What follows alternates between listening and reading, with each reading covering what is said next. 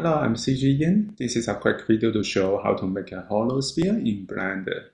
In this tutorial, I will use a UV sphere. We can go to Add, Mesh, and choose a UV sphere. Close up to it, and I want to show it clearly. We can switch to X-ray mode to see through the sphere. And I want to smooth it, right-click, and shade smooth. If you want to make hollow sphere, make sure that we select the sphere and then go to Modify Properties and add the modifier.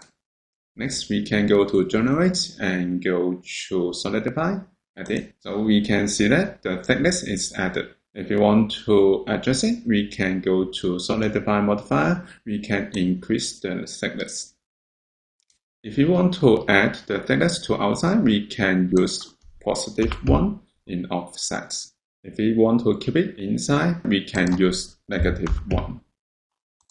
So if you want to see clear for the geometry, we can show wireframe. So we can see that this is hollow sphere by using Solidify Modifier.